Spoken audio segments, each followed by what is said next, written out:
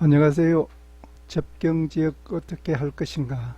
오늘이 24번째 강의입니다.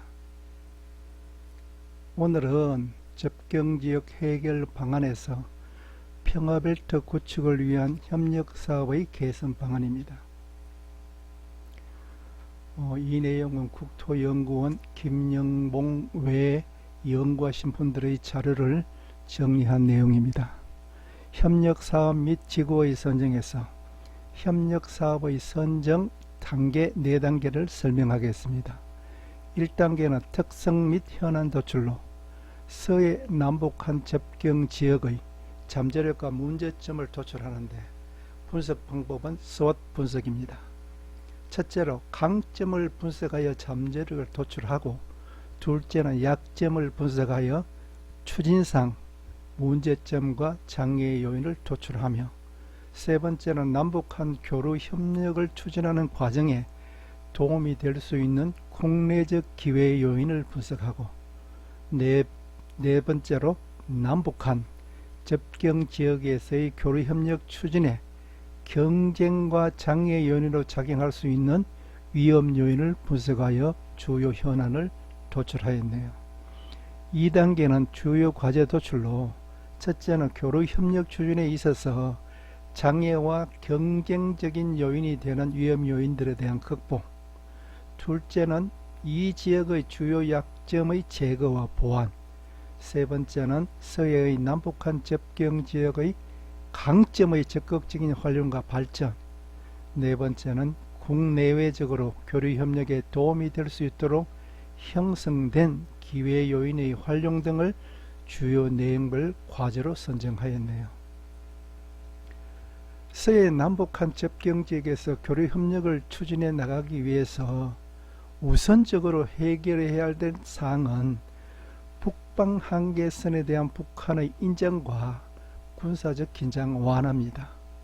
그래서 남북한 어업의 문제와 남북한 해운 협력의 성실한 이행, 중국 어선의 불법 침입에 대한 공동 협력, 주요 생태 자원의 조사 및 공동 보전 협력, 수산업 관광사업 추진, 그리고 훼손되어 가는 문화재 발굴 및 복원 등으로 볼 수가 있습니다.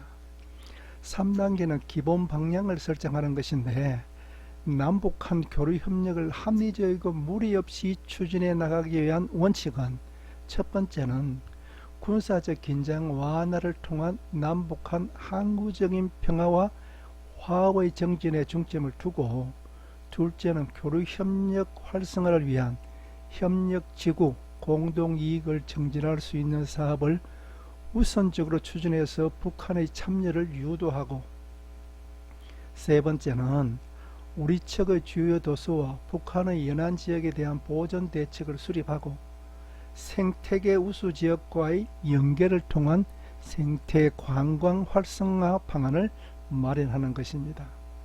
네 번째는 산재해 있는 역사적 유적지의 공동조사 및 보존 작업을 통한 민족 공동체 의식을 고취하는 것으로서 저 협력 사업은 종합적인 계획 하에 단계적이고 체계적으로 추진하는 방안 등을 기본 방향으로 설정하였네요.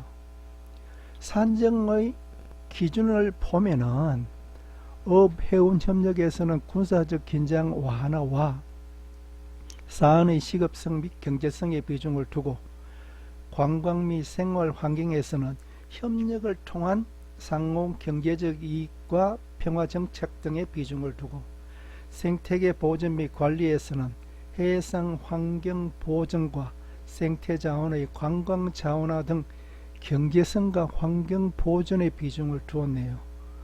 그리고 해상 사고 및 환경 오염 공동 대처에서는 사안의 시급성과 환경 보전의 비중을 두고, 마지막으로 문화 역사 자원의 발굴 및 복원의 경우는 남북한 역사적 동질성과 복구의 시급성과 협력 가능성에 비중을 두고 사업을 선정하였습니다.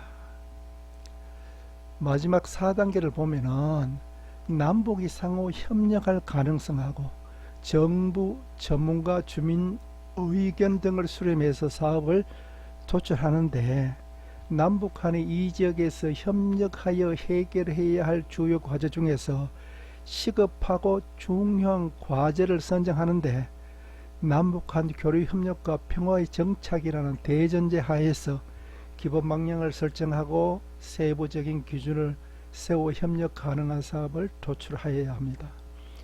참고로 밑에 어업 및 해운 협력부터 관광 및 생활권 협력은 참고하기 바랍니다. 그리고 서해 남북 접경 지역에서의 교류 협력 가능성에 대한 주민들의 의견은 대체적으로 긍정적이었습니다. 그리고 대상 협력 사업의 세부 평가 기준을 보면은 정량적인 기준을 수립하는 데 한계가 있습니다. 그래서 정성적인 기준을 활용해서 주로 남북한이 협력을 이루는 데 필요한 사안들을 중심으로 먼저 시급성으로 보면 교류 협력을 통해서 남북한이 시급하게 대처해 나가야 할 현안에 대한 정도를 평가하고, 두 번째는 경제성으로 남북한이 협력함으로써 상호 경제적 이득이 발생할 수 있는 정도를 평가하고, 세 번째는 환경 보존성으로 이 지역에 서식하고 있는 주요 생태 자원과 문화, 역사 자원의 협력 사업에 미치는 정도를 평가하고, 마지막으로 협력 가능성은 남북한의 협력 사업 추진에 있어서 참여 가능성의 정도를 평가하는 것입니다. 밑에 있는 내용은 사업별 세부 평가 기준입니다. 참고하기 바랍니다.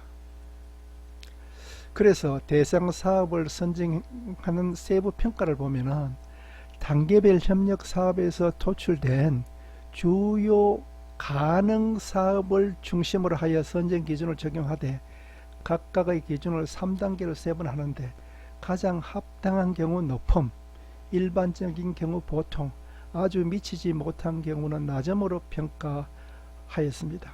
그래서 남북 협력 가능 사업으로 양호하게 평가된 사업은 보면은 어업 및 해운 협력은 공동으로 및 관리, 선박 항해 협력, 생태계 보존 관리는 해양 생태 보전, 해상 사고 및 환경 오염 공동 대처는 해난 사고와 해양 오염, 문화 역사 자원의 발굴 및 보존은 공동 조사, 관광 및 자원 개발은 관광 개발, 자원 개발, 마지막으로 생활권 협력은 의료 지원, 물자 교류, 교통망 복원입니다.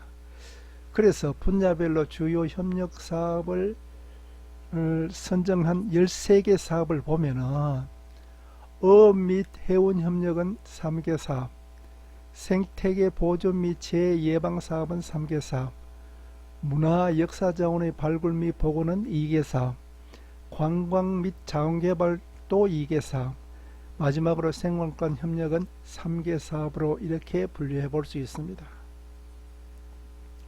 그래서 이렇게 선정된 사업을 어떻게 추진할 것인가? 그러면 추진 단계에 이제 설정되는 면을 보면은 가장 중요한 것은 북한의 대외 개방 정도입니다. 이것을 평화벨트 준비기, 형성기, 완성기로 보는데, 첫째 준비기는요, 북한이 개방을 위한 준비 단계로 남북한 교류 협력이 매우 제한적이고 개방 지역도 체제상으로 부담이 적은 변방 지역 등 다소 불확실한 단계로 봅니다. 이때는 민간이 주도하고 정부는 협력하는 그런 형태로 정치적 군사적으로 부담이 없는 북중 국경 지역이나 일부 이난 지역을 개방하는 것이 좋겠죠. 형성기를 보면은 북한이 개방을 위한 제도적 장치를 마련하고 개방 지역을 전 지역으로 확대하고 경제적인 성장을 위한 시장 경제 제도가 부분적으로 도입되는 등 남북한의 교류 협력이 활발하게 진행된 단계입니다. 이 단계는 부분적으로 경제 개혁이 시도되고 개방 지역을 중심으로 외국의 투자가 증가하고 남북 간의 사업의 이전이 활발한 단계로 볼 수 있습니다. 완성기는요, 북한이 대내적으로 정치 경제적으로 안정되고 대외적으로는 경제적 교류와 협력이 자유롭게 이루어지는 단계입니다. 이 단계에서는 기존 개방 지역의 확대와 함께 경제개혁이 전반적으로 이루어지고 대외 경쟁력으로 높아지는 단계입니다. 그래서 대륙 연계한 신국 토축을 형성해서 열린 국토로서의 동북아 경제권의 거점 기능이 강화되는 단계로 볼 수 있습니다. 자, 이렇게 설정되어서 이제 추진하는 방안도 마찬가지 준비기, 형성기, 완성기로 볼 수가 있습니다. 먼저 준비기를 보면은 군사적인 긴장을 완화하고 교류 협력의 여건을 조성하는 데 힘을 기울이는 단계입니다. 이때 북한의 참여에 중점을 두고 구체적인 사업을 추진하는 것이 필요합니다. 이때 주요 협력 사업을 보면 서해 연안 접경지역에서의 해운협력, 남북어업협력구역 설치 추진, 주요 생태자원의 공동조사, 해상재난대처협력 방안 마련, 서해 연안의 평화적 활용을 위한 평화구역의 착수, 생물권 보존지역 설치 등으로 우리가 볼 수가 있죠. 그 다음에 형성기를 보면은 적극적인 교류 협력을 위해서 상호 호혜적인 사업이 추진이 필요한 시기입니다. 그래서 이 단계에서는 역사 문화적인 사업 등 민족 통일성의 회복 사업에 집중을 주죠. 그래서 주요 협력 사업은 주요 도서를 중심으로 교류 협력 지구 조성하고 기능별 활용 방안을 마련하고 해상 교통망 복원하고 또 연육교 설치도 하고 주요 생태자원의 공동 보존 활용 방안도 마련하고 산업협력 문화 역사적 유적의 공동조사 보존 대책을 또 수립하고 북한의 해안과 남쪽의 여러 저지선까지 평화구역을 확대하는 면도 고려해 볼 수가 있습니다. 마지막으로 완성기는 교류협력의 정착하고 남북한 경제 공동체 형성을 위한 기반을 마련하는 시기죠. 단계죠. 그래서 남북이 적극적으로 협력하는 시기로 주요 협력 사업은 환황의 경제권에서의 해양 거점화 구축을 위한 서부 연안 주요 도서를 평화의 섬으로 지정해서 경제 공동구역으로 조정하고 북한 연안과 연계하여 평화 관광 벨트를 조성 또 하고 그래서 평화구역을 북한의 황해도 연안 지역과 경기만으로 확대하는 평화벨트 구축을 하는 단계 이렇게 이제 설명할 수가 있습니다. 그러면은 자 협력 사업을 하기 위한 제도적 지원 방안은 좀 어떠냐? 첫째 우리가 현행 제도가 한계가 있다는 거죠. 우리가 2001년도에 접경지역 지원법을 우리가 발의해서 제정을 했습니다. 이때 제정 목적은 남북 분단으로 인한 지역적 특수성으로 낙후된 접경지역의 경제발전, 주민복지 향상을 지원하고 접경지역의 자연환경을 체계적으로 보존 관리해서 평화통일 기반 조성을 위한 사항으로 우리가 규정을 했죠. 그런데 이것이 추진 과정에서 여러 문제점이 나타났습니다. 그러니까 다른 법에 우선에 적용한다고 하면서 특별법의 형태를 띄었지만은 제가 앞에 몇 차례 설명한 국토기본법, 수도권정비계획법, 군사시설보호법 등 3개법에 대해서는 예외를 인정했습니다. 그래서 접경지역에 대한 종합개발계획을 수립할 때 이들 상위법의 규제를 위해서 추진상에 많은 제약이 있고 앞으로도 수정하지 않으면 계속 이 가능성은 그냥 존재한다는 것입니다.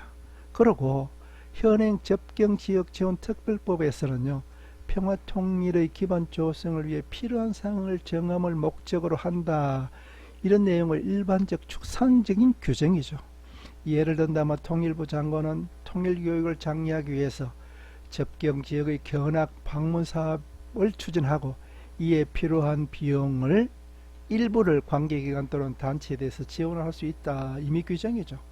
그래서 접경지역의 평화벨트화하고 남북교류 협력의 거점을 만들어서 상당한 한계가 있습니다. 그래서 평화벨트를 지정하고 구체적인 남북교류 협력 근거와 절차, 세부 실천 방안 등이 결여되어 있다. 이렇게 볼 수 있습니다.